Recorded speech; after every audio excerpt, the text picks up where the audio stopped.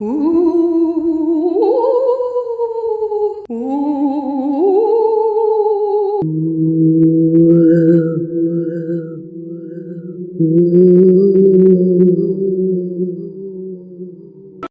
వద్దు వద్దు, నాతో నన్ను వదిలే, వద్దు వద్దు.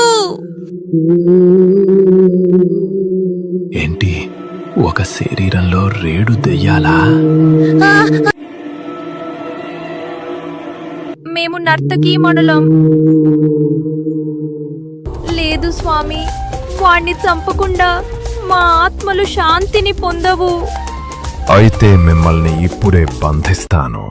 వద్దు స్వామి, వద్దు. వీళ్ళకి ఇలా కావడానికి కారణం నేనే. పరోక్షంగా నేనే కారణమయ్యాను. ఆ రోజు నేను వీళ్ళని ఒంటరిగా పంపకుండా ఎవరో ఒకరిని తోడుగా బండిచ్చి పంపించుంటే వీళ్ళు ఈరోజు ప్రాణాలతో ఉండేవాళ్ళు.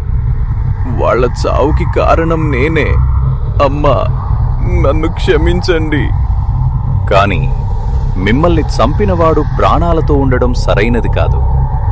వాడు మిమ్మల్ని హింసించినట్లుగానే మీరు కూడా వాడిని హింసించి చంపండి. కాని పద్మాక్షి జోలికి వెళ్ళొద్దు. తన బదులు నా శరీరాన్ని తీసుకోండి. మీరు పగ తీరిన తర్వాత వెంటనే ఈ లోకాన్ని విడిచిపెట్టి వెళ్ళిపోవాలి.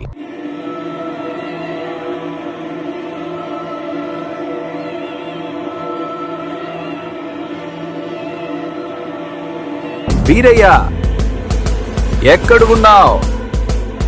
వెంటనే బయటికి రా. బాబూ, మీరేంటి బాబు ఇక్కడికొచ్చారు? కబురు పెడితే నేనే వచ్చేవాణ్ణి. ఇంకా ఆపరా నీ నాటకాలు.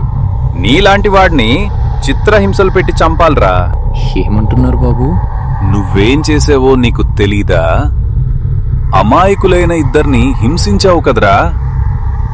నా మాట అంటే లెక్క లేకుండా నీ ఇష్టం వచ్చినట్టు చేస్తావా? నేనేం చేయలేదు బాబు. చెయ్యలేదా? మరి ఆ రోజు ఇక్కడ నుండి వెళ్ళిన ఆ నర్తకీలు ఎక్కడ ఉన్నారు? చెప్పు. ఏమో బాబు, నాకు వాళ్ళ గురించి ఏం తెలీదు. నేను వాళ్ళని ఆ తర్వాత ఎప్పుడూ చూడలేదా? ఎలా చూస్తావులే? అస్సలు వాళ్ళు బ్రతికి ఉంటేనేగా నువ్వు చూడ్డానికి. చంపేశావు కదరా. నేనేం చేయలేదు బాబు.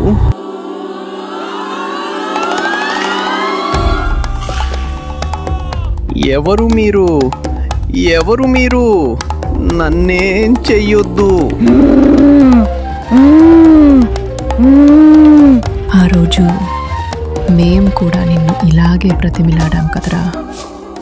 మరి మమ్మల్ని వదిలావా? నన్ను క్షమించి వదిలేయండి. క్షమించండి. నీకు క్షమాపణ లేదురా.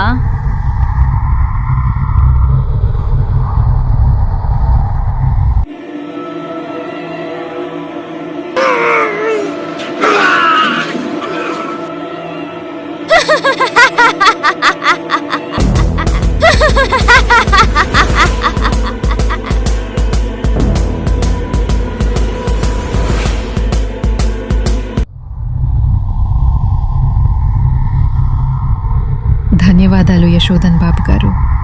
ఆ స్వామీజీ మమ్మల్ని బంధించకుండా మీరు ఆపారు. మా పగ తీర్చుకోవడానికి సహాయం చేశారు. పద్మాక్షి, ఇన్ని రోజులు నిన్ను మేం బాగా ఇబ్బంది పెట్టాము. దయచేసి మమ్మల్ని క్షమించండి. ఇంక మేము శాశ్వతంగా ఈ లోకాన్ని విడిచి వెళ్ళిపోతున్నాము.